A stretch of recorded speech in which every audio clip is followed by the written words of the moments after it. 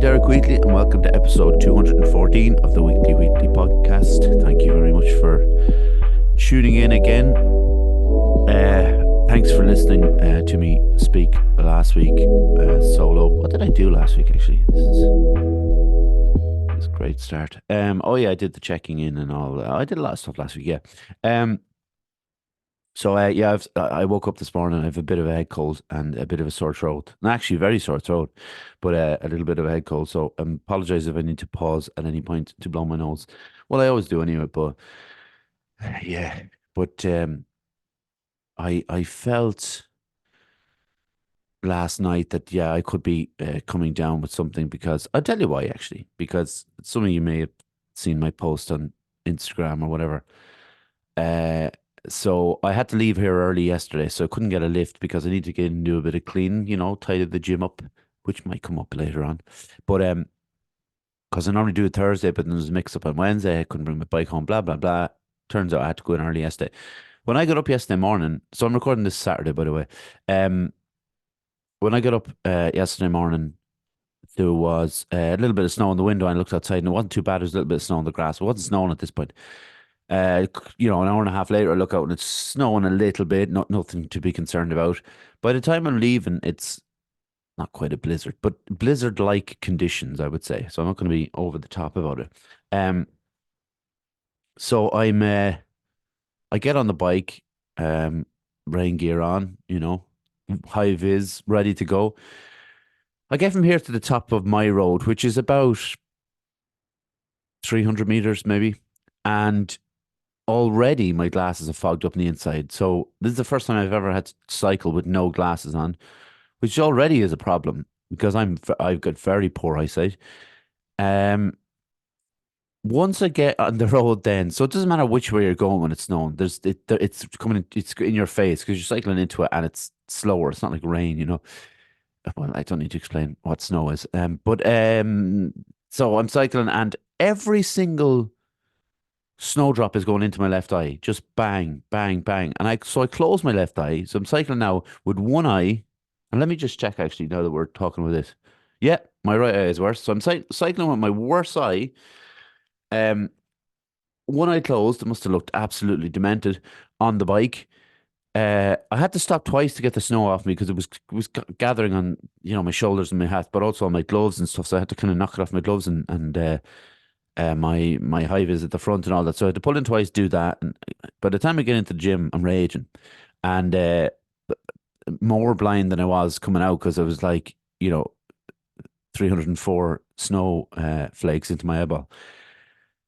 And I kind of knew then, yeah, that's I'm going to be sick because it was really cold. And the other thing about it, like my gloves are actually okay. They used to be better actually, but um, they're tinseled ones, those. And so my hands were freezing by the time I got in because there was obviously the snow was accumulating on them and they were getting wet.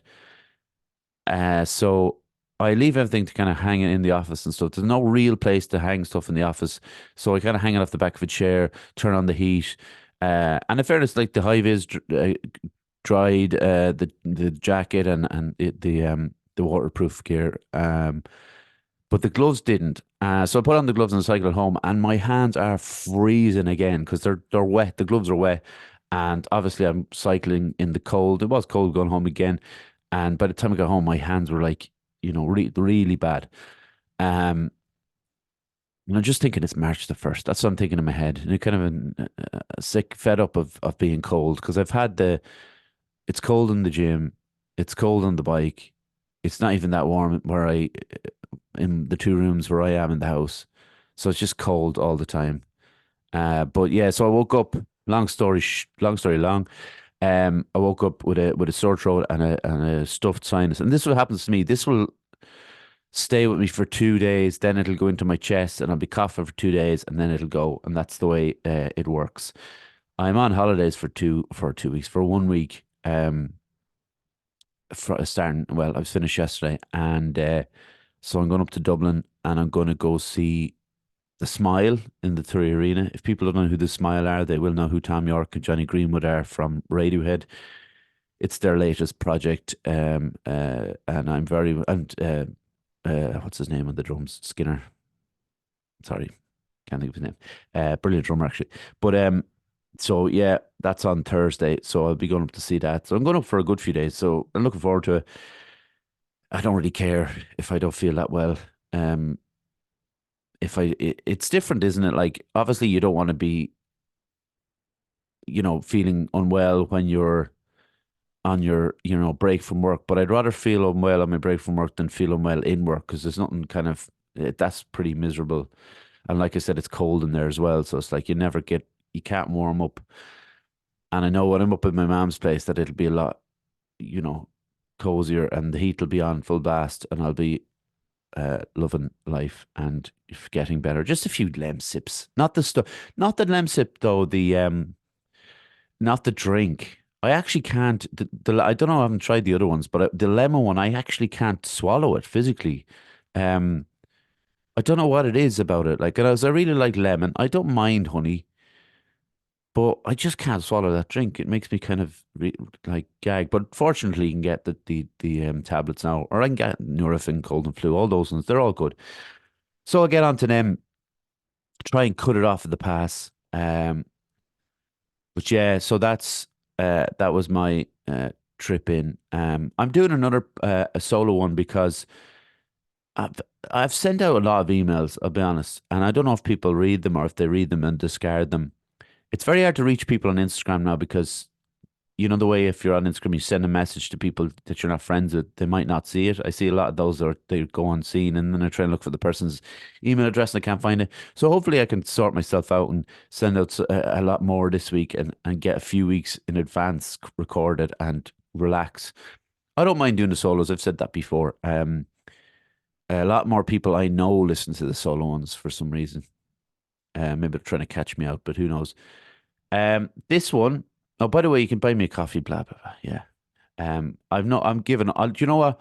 I know that person said to me a while back about like you should really try harder or be more enthusiastic about like the buy me a coffee segment. I don't care. I don't want to be. Um, so this one is called Am I Grumpy? Don't all scream at once, please.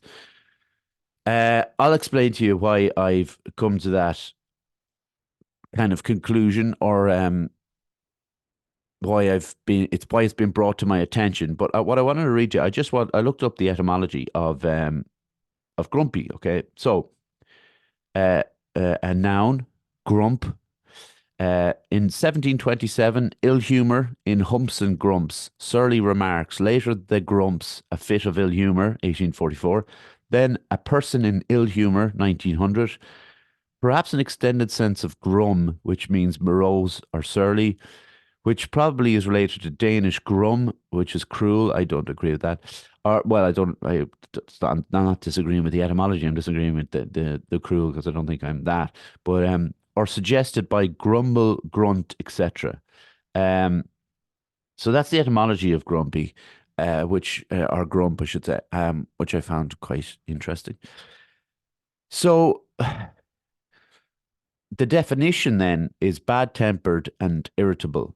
So irritable, guilty. Hang on a second. It's already started, folks. Hang on one second.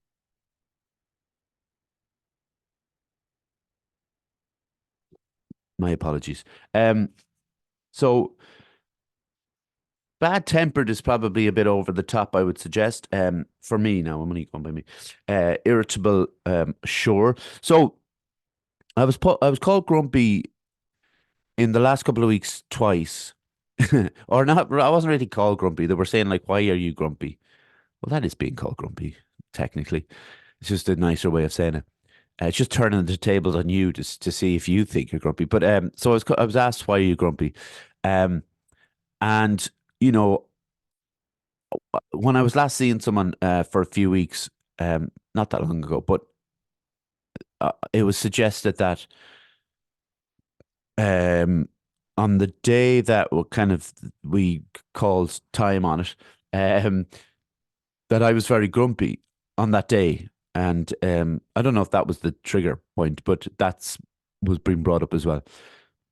So I was kind of look. I didn't argue the point. I'm saying fine if people think I am. And I went through a lot of soul searching. Not really. I didn't. I don't. If people think I'm grumpy, they think I'm grumpy. If not, they're not. They're not. So I was talking to a good friend of mine who would know me better than most yesterday, and they said I wasn't grumpy. So then, only people that really know me can make up this, this make this decision whether I am or not. Um. So if I'm in work zone, spending time in the gym, obviously, and training people and training with people, obviously, doing my own work. I think I find it hard to hide if I'm irritable, um, because I think I wear it on my face a little bit, and I think it's easy to kind of judge by my how I carry myself. So this isn't to do with moods, by the way, because one time I think I mentioned this before, but one time we were talking about myself, Martin, and Keane were talking about this as coach, the three coaches. Um, which one of us was the moodiest? And obviously it fell to me. And I would said, well, yes, that's probably right considering I've diagnosed with bipolar. So it's technically correct that I would be a little bit moody. So you have to give me that. But I don't put that in the same category as grumpy. So if I'm in a mood, like if I'm in a say a low, that's when I will not be really talking with people, or um I try to disengage from conversations a lot quicker, I think. And I don't do it in a mean or cruel way. At least I don't think I do. I hope I don't. But I do it in a kind of a more. Uh, can you do things in a subtle but yet like obvious way that people will? It depends who I'm talking to actually, because it's if I'm working, I have to really try and engage with people and stuff, and that is difficult when you're in a low or even a high because you don't want to give too much away. Um, so the grumpiness is like when I'm in there. The things that make me grumpy are I've talked about the chalk incident before. I don't know if I mentioned about like the stacking of plates. So if the plates start at the bottom should be the 25 kg, and we work our way up until we get to the top ones. And so all the big ones, all the big plates up to 5 kg are the same size, and then they go to 2.5, 1.5, and 1.25, so they get smaller. And for some reason, people never seem to put the smaller ones on top of the bigger ones. They just leave them on the ground. Now, I don't. That to me, my OCD kicks in. Obviously, to them, it doesn't, and that's okay. But I wanted to make the point that, like, why don't we just say it when we're saying it? All right, strip down the bars, stack the plates. I always say, will you stack the plates correctly so I don't have to go around and do it myself in a jokey way, but in a way that they it reminds them to stack the plates. It's not being, I don't think it's being like forceful or negative or anything on the members of the gym. It's just reminding them to so I don't have to do work. And then I was well, was I grumpy? I don't know. Yeah, I probably am a little bit. Okay, so we'll fall on that side for now that I am a little bit grumpy. And the other day there was about 12 in the class. It ran a bit over time, about seven or so left, and it was like five doing their warm down. And I said, "Oh, I'll just go around now and tidy up after everyone." And I was being grumpy, but I was trying to be funny as well. So it's like I throw that into the mix too. But that a deflecting part of me, that knows I'm being an ass. So I have to try to make out that I'm not an ass, but I just so it's and there's certain things like, and look, everybody's going to be look, okay, so here's one. So everybody's going to have this at home, especially if you have kids, okay? I don't obviously, but I'm experiencing the piss on the toilet thing now in the gym. So the kids will go in, they won't lift the toilet seat, and they'll just pee everywhere. Okay. Now lads won't clean that up. I don't like, maybe one or two will. I don't think the majority definitely won't. What they'll do is what they're kind of told to do is just lift the seat. Now someone might not even notice this piss in the seat and they just lift it up. And that'll be that. And then, but if a woman has to go in and use the toilet afterwards, then they have to wipe the seat. So it's kind of they have no option to wipe the seat, whereas lads just don't bother their arse. But when I go in after that and like annoys me, but it's kids, Well, I hope it's kids. I hope it's not the adults doing it. It's probably adults doing it. But you know, I I often wonder like why didn't the person in after me or sorry before me wipe this down. And then I'm like, well, it's not their job to keep the place. So I have this running battle in my head, and it's this idea of that of having taken on the job of cleaning the gym that I've loaded up my kind of responsibilities to. I don't just clean on a Monday and Thursday. I clean every day. Because of the fact picking up and you cleaning up and doing everything. The people leave stuff behind them. They chuck around skipping ropes. Everything's just left. And I understand that, look, people come in to train for 45, 50 minutes. And then when they're going, they're just leaving everything behind. But what about me? What about the little man who has to go around pick it up after you? Just stack your plates. Look, maybe I won't be as grumpy with you then, you know? And I get like when I'm grumpy, I'm kind of short with people. But again, in a way that it can't be construed as being too negative or like what's wrong with him, but in a way that could definitely highlight to the people in there that I am in fact the grumpy one of the coaches. And I don't like want that to be put people off. Uh, you know, me as a coach because we all want to have like crack and have a place in the members like in their hearts. I know, but you know what I mean. Like in the fact that like they enjoy they're not going to walk in and go, oh Jesus, Derek. Look, I'll get into a bit about music later on, and there's a little bit of a running joke about the music that's played in there and how my displeasure in it. But that's gym music. It's all crap. Um. So then, like, what makes me hold on a second. Sorry. So what makes me grumpy out and about? Wow. Um. So people who walk slow on footpaths. People who pull out in front of me when I'm on the bike, not giving me enough time. Like they know that I'm not that.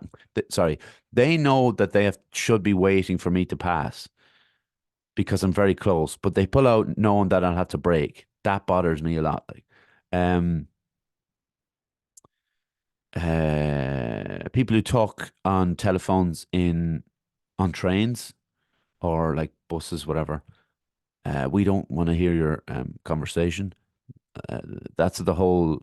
Uh, what was his name? Dom Jolly with the big phone in the 90s when he did that comedy show, and he'd be hello, like screaming into this massive phone, the cinema and stuff.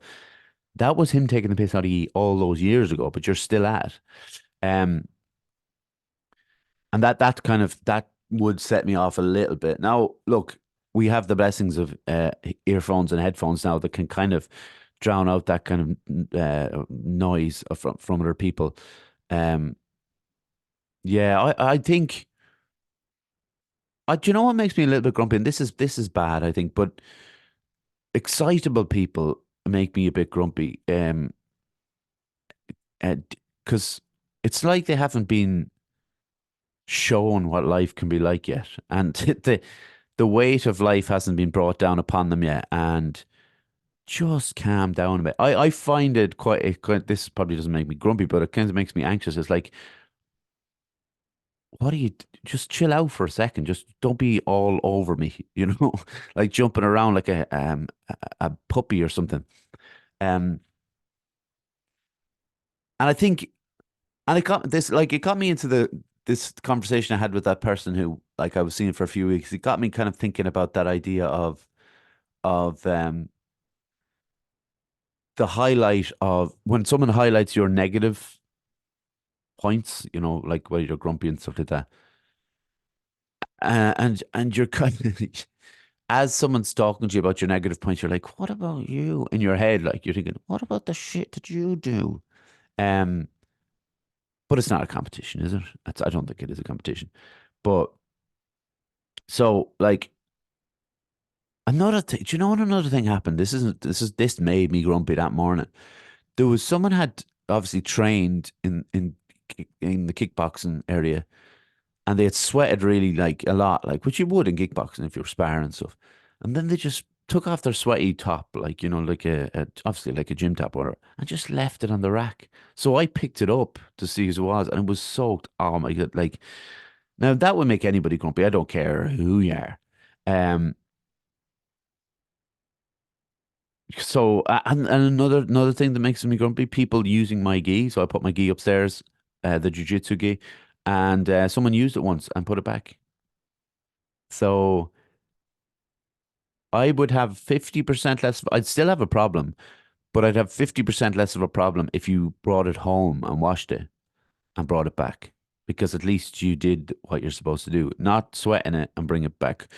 So one day I took a pen to the gi that I leave in the gym and I just wrote Derek everywhere on it. Like if I showed it to you, maybe I'll take a photo of it and put it up on Instagram or whatever. But it's my fusion gi and it's got Derek written on it about 40 times. Yeah, about that. It's like that scene in Liar Liar when he writes all over his face. That's what my gi looks like. Um, why? Yeah, I just I take on too much within the idea of the cleaning sphere, and I think I find it hard to shake a bad mood. Not a mood again. We're not talking. Well, we are talking about moods a little bit, but when I'm set off early, I find it hard to shake, and then you're going to be questioned because people go, "You all right?" Like and then it becomes a bigger and bigger thing when I didn't want it to become like that. So I wanted it to be about less, and yeah. So I mean, the jury's out, isn't it? But like again, but the outside, I have notes here, and I'm not even looking at them. I don't know why, because they all make a lot of sense and would actually be good for the actual podcast. I guess why that's I wrote them. But yeah, rudeness is another thing. I think people being rude with someone, and that's what I'm saying about grumpy. I try not to be rude about it. I try to, you know, um, yeah, the kind of another thing that makes me grumpy. I have this written down. I think this is a particular day when I was grumpy writing this last week. How it rains whenever I'm on the bike. I had this idea that every time I'm on the bike it starts to rain. But we all do that, don't we? Like when we're on the bike when it's sunny, we never know the fact that it's sunny that day. So it's easy. It will know the fact that it rains when we're on the bike, but then the next day it would have been sunny. So but that at the time, uh, people who skip in queues. Now that makes most people a little bit annoyed. I think we do love the queue in Ireland, and we're very um, protective of the queue, or the idea of it, at least the politeness around it of how they work. So when someone skips, it kind of annoys us a little bit, sets us off. Here's another one. Sorry, souped up cars. You know the noise they make. Why? When did it become like cool to have a car that was noisy? Um, was it your man Exhibit who did the Pimp My Ride program? Did he make it cool to have these cars that just sounded like they were backfiring every time they moved? It really bothers me. I don't know why. Like I'll hear a mile away and I'll be like in my head, "Oh yeah, you're cool. Yeah, I'm cool. I have a car that makes noise." I'll do that on my own in my head. Um, and I'll do it even more when I'm on a bike and one of them comes past me. Oh, that's yeah, wow, aren't you cool? Yeah. Um, pure psycho behavior, really. Uh, you like if you just the stuff that you see outside, like the stuff I'm saying now, and if you know me, the stuff you see in the gym or in just out and about. If you knew what was going on in my head with this kind of grumpiness, you'd be like, "Well, I can understand," because a lot of it, a lot of it goes back to the OCD aspect of it all, and wondering is am I grumpy in certain places or in the gym? Sorry for using the gym as an example all the time, but I spend a good bit of time there. But is the fact that my vision of how the gym should be is not sustainable at all? But my OCD suggests that it should be, and I can't get past the fact that, like, why can't it be in a utopian world in my head that everybody will stack everything back, everybody will wipe down the toilets, everybody will bring their clothes home, they won't leave drinks bottles lying around, they'll put their skipping ropes back, everybody will fall into place to Derek's beat. Do you know what I mean? And that's kind of a ridiculous notion, but that's like what OCD kind of demands. It's different when I'm talking about someone talking on a train or making noise and loud cars and stuff because out and about like that, there is like a social, like there's a social, what are the word am I kind of trying to think of? There's a way in which we live where we think that, talking loudly in a train carriage is not really what we do, like, because, we're not expressive like that. We're kind of private. Um, and when that gets thrown up in the air and somebody is breaks out of that mold, all of a sudden I'm like the meerkat, with the head popping up going like, why is this? This isn't what life is supposed to be like. People aren't supposed to talk loudly so everybody can listen to their conversation, or at least their half of the conversation. Um, when someone skips a cue, in my head, it's like, how are you? How do you live with yourself? Walking past all these people, and when you skip a queue, people are thinking, "What an asshole." You fully know that 6 or 7 people in that queue are saying, "What is this asshole doing?" And we're all mad to say it. We're all like, we all want to say, "Hey, there's a queue here," but none of us say it because, again, that would jump out of the way we live. You're gonna poke your head out the hole and go, "Listen, no, that's not what we do." And so I think it goes back to OCD, and I've got it written down 4 times here: OCD, OCD, OCD, OCD. That might explain the grumpiness. So it's not the bipolar thing, because that's a different situation altogether. That's a mood. Um, but maybe that's what it is like. And I wonder, is there a way to cure? I like. I think I am a little bit. I think I have a bit of a laugh with it too. The kind of grumpiness thing. As long as I'm not in too much of a mood, I think I can laugh at people because, when I was called grumpy, in the gym, one of the guys said like, "Why are you grumpy today?" And I was kind of going, I don't really know actually. It's just because I want to be. But there was nothing that set me off. It wasn't like I came in the rain or whatever. So it was almost like that was the mood I'd chosen today. So that's what you're gonna have to deal with. But I have to do the switch though, because if I'm training in the morning, and maybe Keen or Martin are taking the class, and I'm training in the class, I can be as grumpy as I want. But the mood has to switch a little bit when I go to actually teaching classes later in the day, because like I said, I can play around and have a bit of a laugh with the grumpy thing, but I have to be nice to the people, and I have to make sure they're having a good time, and I'm helping them with whatever they need help with.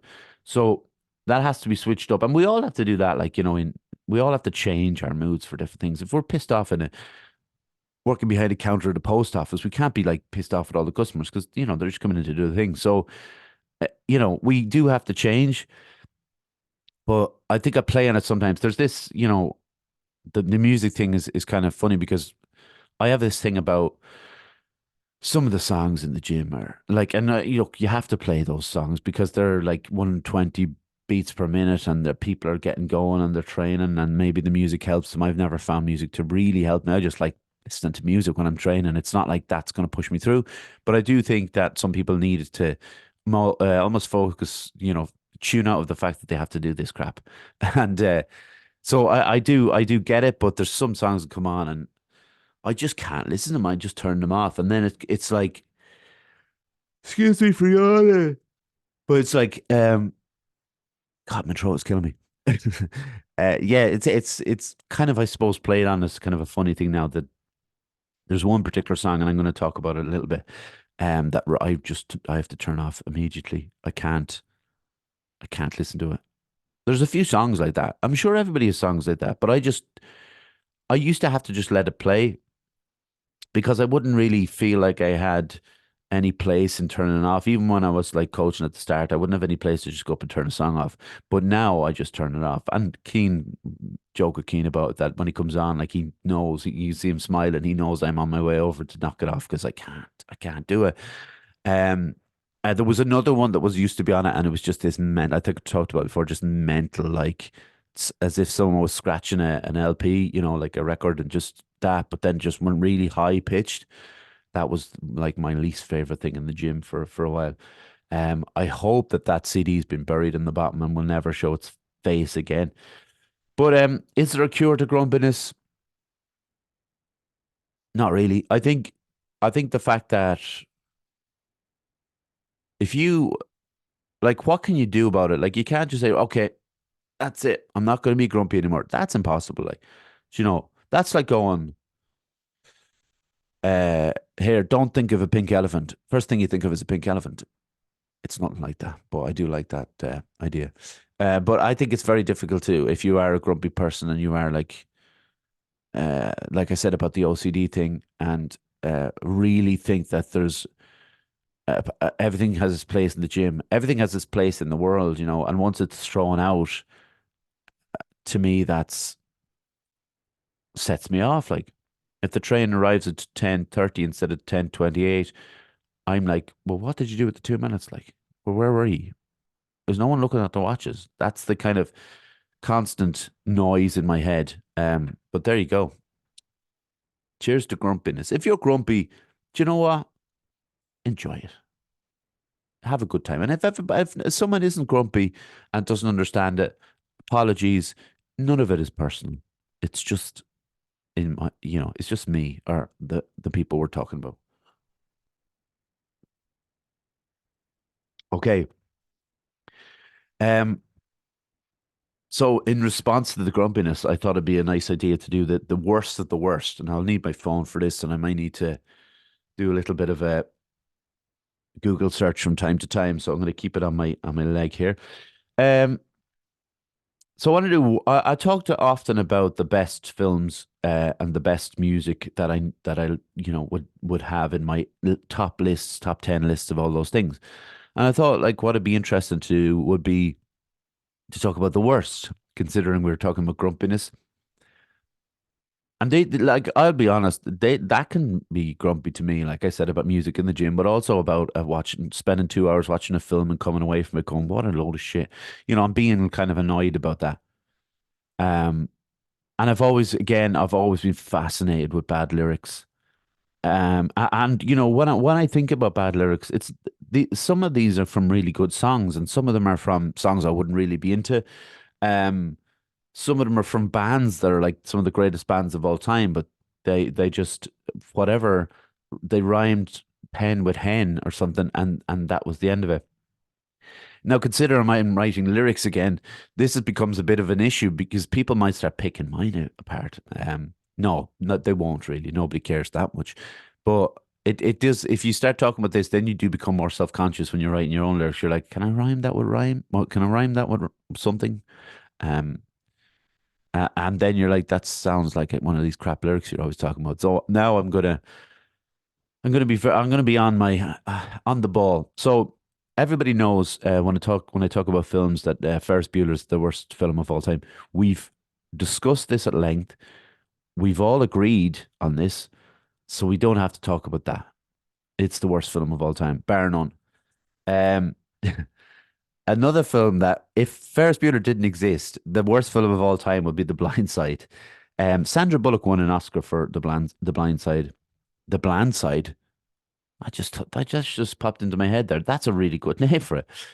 So The Blind Side is I don't remember a lot of it, but because it's very forgettable. But it's based on a true story about a white family that adopt a young black male who's brilliant at American football, and he's an asset, and so they take him in, and the white savior thing immediately comes into place, and Sandra Bullock goes into and I put this in inverted commas, the hood, because it's very much played like that in the film, and she gives out to these two young black men about so, lecturing them, and I was thinking, look at this, like this isn't going to happen anywhere, um, and it bothered me, um, the use of the almost the stereotype of the young black male as well as being big and dumb, and the white family saves him, and that's why he becomes so great. And apparently, the true story wasn't quite like that, and that's going to follow me really well into Green Book. Now, myself and John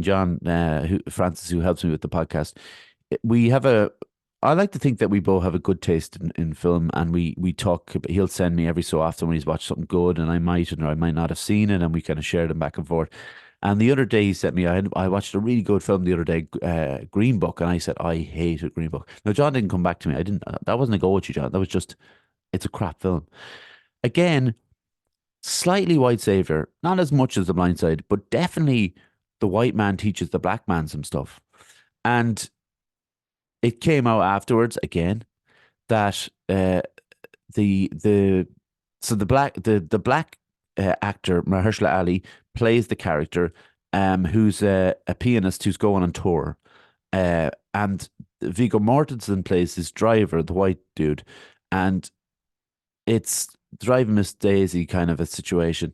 And apparently, excuse me, in the film, it was made out that they were like really close, and they were by the end they were such close friends. And Viggo Mortensen was a racist at the start, and then he wasn't, and you know the usual shit. And apparently, it wasn't like that at all. They weren't really that close. That was just it was a guy touring and his driver. It's terrible. I hated it, and it won an Oscar for something. Screenplay, maybe. Marshall Ali won an Oscar for it, but it won an Oscar for screenplay, I'm sure. One of the Farley brothers, who was one of the brothers behind, well, the classic Dumb and Dumber, but also that stupid film. What was the one when Matt Damon stuck on you on the two Siamese twins thing? That's one of the worst films. We've got to write that down. Another one, Bohemian Rhapsody. Oh my God, that's such a terrible film. Um, it's rock biopic by the numbers, but in a really bad way. And I never enjoyed a film where the singer isn't singing the song. Or sorry, my bad. The actor's not singing the songs. Like in Green Book or in Green Book in Rockin' Man. What's the name of the actor in there? Can't remember, but he actually sings the songs. That means that's Joaquin Phoenix and Reese Witherspoon and Walk the Line. They both sing the songs. When you're just miming, it's crap. He didn't look like Freddie Mercury. And he got these massive teeth. Like I know Freddie Mercury has his front teeth are you know, predominant feature of his face, but my God, Rami Malek, I don't like him as an actor, but good God, he's like a beaver or something. It was terrible. And then one for the art house crowd. So Bellatar is a very, very famous Hungarian film director. Very, very famous within a certain community, I should say. Not Steven Spielberg or anything. But he makes these long kind of patience testing movies. And I watched the Turin Horse. I heard so much good things about it, and I was sitting there watching it, and I was like, "This is shit." I think I mentioned it before. It's like a father and a daughter just eating potatoes for an hour or for 3 hours in black and white in a barn while it snows outside. It's basically that. That's what happens. Um, just eating potatoes. Now it was set a long time ago, so I understand that would have been the diet, but the food or the food menu was more interesting than the film, and the food menu was potatoes. And that's all I can say about the Turin Horse. I don't think I own it actually. Funnily enough, I think I actually watched on three film four. Sorry. Um, patience testing. I could have had a number. The Americans, another one. The one with George Clooney as the sniper thing. Um, the limits of control, the Jim Jarmusch film. God damn it! The limits of my patience. I'm very witty like that. You know what I mean? But that's a terrible film.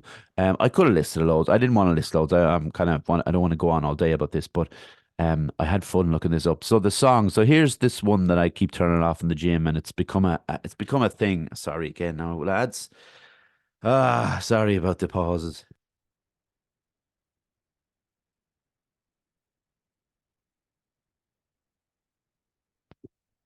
Sorry, my bad, my bad. Um, we'll just need to get through the next few minutes, all right? So the song that it's called "Tell Me Ma" by Shamrock. Now I'm pretty sure, and I looked this up. It's an old folk traditional song or something. So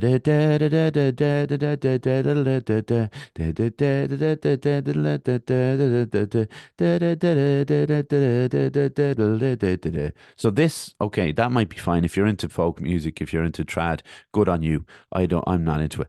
But this is a dance version of it. And the vocal is so annoying. As soon as it comes on, it's da da da da da, da and that's the one I look over at Keen and he's smiling, and he's standing to be closest to the stereo, and he should just skip it, but he loves it, so he just lets me have it to walk all the way over. Um, It's so irritating. It's like that Cotton Eye Joe song, remember from the 90s. Um, it's up there with that for annoyance and just like it just gets in under your skin. It bothers me. A lot of the songs on the dance playlist in the gym are just not for me because I think I can take a four to the floor, boom, boom, boom, that kind of thing. Um, and a little bit of uh synths and stuff. I like that. But what happens? They have to do that thing, and it keeps going. And it goes faster, faster, faster until it's like, and then it drops. They all do it. They all do that. And I'm gonna. And after this recording, I'm gonna write a song like that.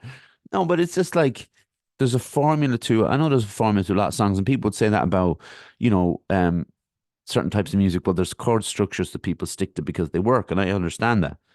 But there's no story, there's no narrative what this song is doing. So it's literally starts at one point, goes really high, drop, and goes back to the point at the start, and then it ends. It's the same. It's the same. And if you listen to those gym mixes in a row for 2 or 3 hours, it just blends.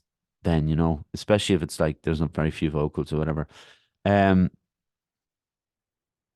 a lot of earworms that stick, I think, are tend to be songs that are a bit annoying. Like that Kylie Minogue song, "Can't Get You Out of My Head." See, I've already put that in your head, and you're going to be humming that for the day now.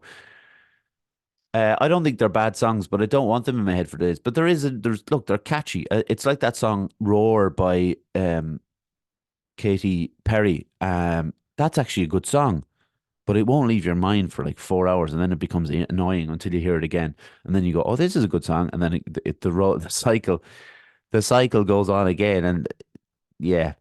Saint Anger by Metallica. Oh my God. So there's this big thing about Metallica during the Saint Anger sessions, and I talked about it with a guest they had on, Ian Winwood, about the Saint Anger, or about the some kind of monster film, and they're falling apart and they get back together and all that during the making of the album. But for some reason they recorded a snare uh, during that session, during the sessions for that album, and they made the snare sound like the worst sound, like a tin pot. And I don't know why they did it. It doesn't make any sense to why they would do it, because they've always had a great sound, drums. So they decided to turn the snare into a tin pot, and it makes the sound like this.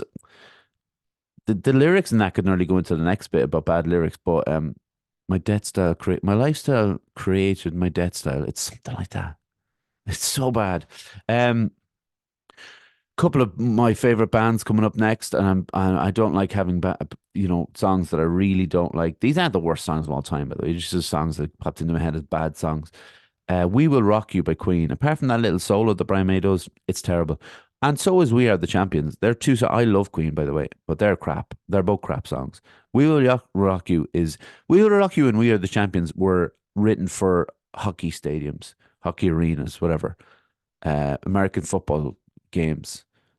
Um, you know, it's the lyrics are terrible in "We Will Rock You." They're not as bad as in "We Are the Champions," but terrible in "We Will Rock You," and it's just crap. For Queen, it's crap. I suppose if someone else wrote it, you'd be like, "Oh, that's a good song for him." And the last one, and it's a Beatles song, and I'm sorry, Ringo. I'm sorry, Ringo. I love Octopus's Garden, but "Don't Pass Me By." It's just terrible. I wonder if it's the fiddle. Sometimes I wonder if it's the fiddle in the song that annoys me. It could be. Ringo was a big fan of country music actually growing up, so that might have come into it. But it's just, I hate the backing track, the fiddle, like I said, and like Ringo's not a strong songwriter, but like "Don't Pass Me By," "Don't Make Me Cry," "Don't Make Me Blue," because darling, I love only you. I was writing one. I wrote a song when I was four. No, sorry, not 14. 15, 16, because I would have started the job, and I wrote about this girl in there. And if I could find the copy, and I'll try and find the copy. It's like you standing there with your long blonde hair, like it was like "Don't Pass Me By." It was crap, and it's like, Ringo, don't do it. But they gave Ringo. Look, you got to give Ringo his due. He is one of the greatest drummers of all time, and I love him. So sorry, Ringo, but that goes in. Books was harder to come by because I was kind of looking through the books, and I don't have many books that I've read that I've really disliked. I've read books that I've really struggled with because of the heaviness of them. I think a lot of people will know who've listened to this podcast a lot will know that Midnight's Children is one of my least favorite books. Salman Rushdie. Um, I had read the Satanic Verses by Salman Rushdie, the one that got the fatwa on his head and all that, and the controversy. And I think it's a great book. But Midnight's Children was just painfully dull for me. I'm not even going to explain the plot because I don't care for it, and I don't even half remember. But I remember this kind of mystical thing to it, and I should have done a bit of research before I got in. But I was on that thing, when you get that thing like, oh, Salman Rushdie book, Satanic Verses was class. This would be good too. It was not good. It was dull. It was long. It took me ages to get through it, and for nonfiction, it takes me a while longer to get through a book because you're especially for I finished that book about Timothy McVeigh, and it took me a little while because you've got to process it like 20 pages, and you've got to process the how vast of a scale this was. Whereas a fiction is it rolls quicker. So it shouldn't have taken me that long to get through, but Jesus Christ. Um, most of Bret Easton Ellis books I've written down.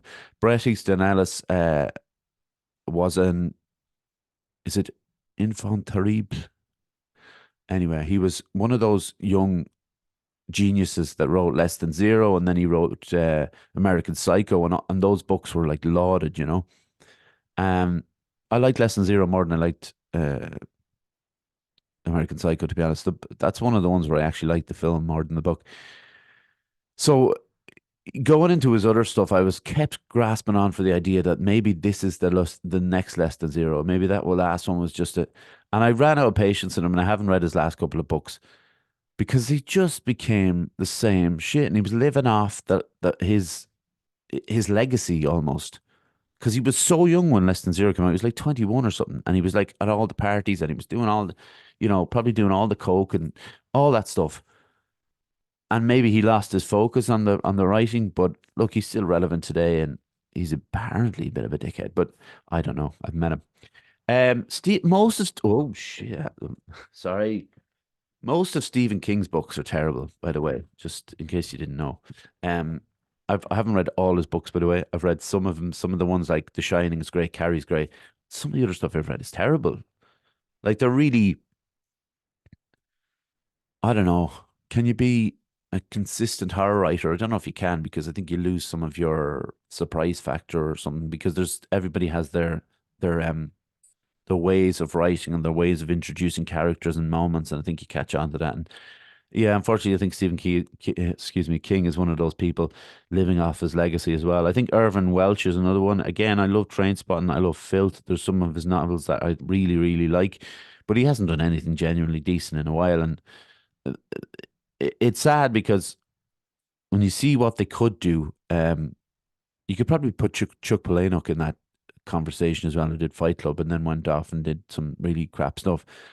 They wrote amazing material, and whether that was what they had in them, that was their brilliance, and then it ran out. That was fine, but they may also have had the idea of that was all they had. Yeah, no, sorry, that the want to write went out of them, in the fact that they'd made a lot of money, and that drive. Because I think that happens to musicians as well, and happens to sports people. And money just kind of get on top of it. And once you've made the money that you've wanted, it becomes harder and harder to write. And, that's kind of sad. But listen, let's get into a bit of fun here before we close it out.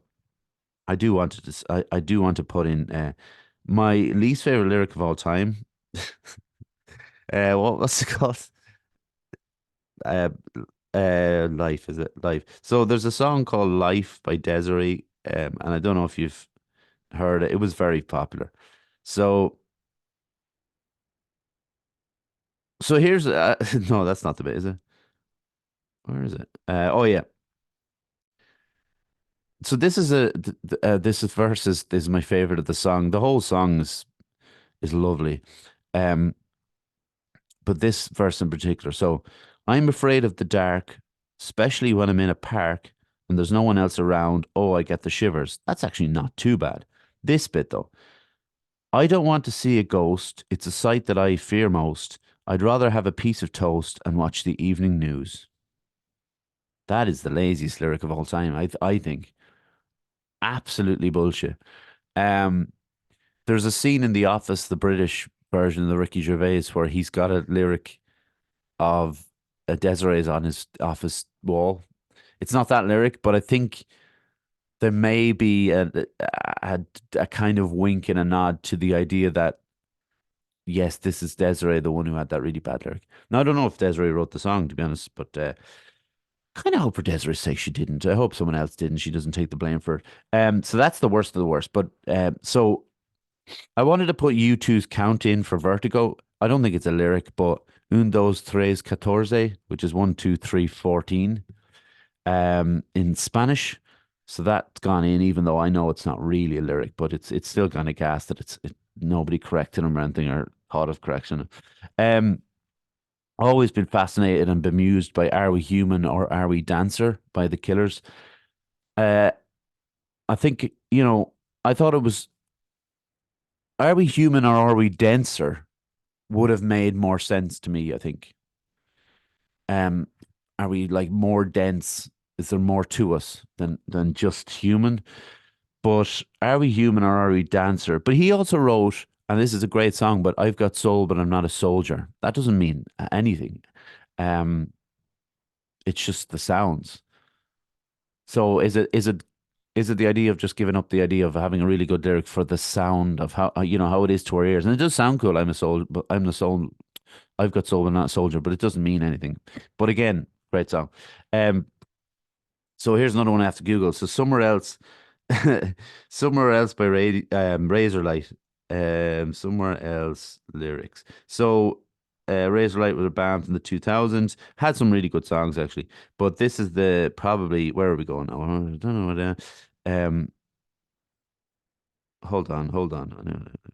I should have looked this up earlier. Oh, come on. Where is it? Oh, where is it in this song? It has to be.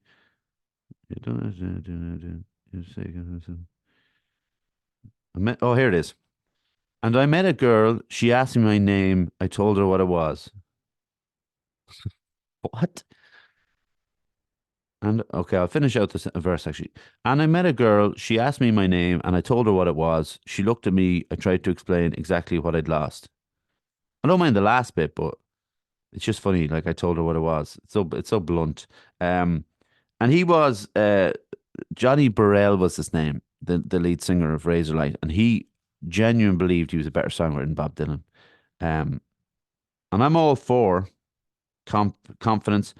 I'm even all for like a bit of bluster to try to get in the papers, because Johnny Burrell says he's better than Bob Dylan as a songwriter. I look, I love it, but come on, don't use stop. Maybe don't use Bob Dylan. Do use someone who's like very famous or whatever, but maybe not Bob Dylan for lyrics anyway. You can say you have a better voice than him. Bike by Pink Floyd. I actually really like Bike by Pink Floyd because it's so whimsical and psychedelic and definitely acid inspired and all that. But I've got a bike. You can ride it if you like. It's got a basket, a bell that rings and make. I'm sorry, it's got a basket and a bell that rings and things that make it look good.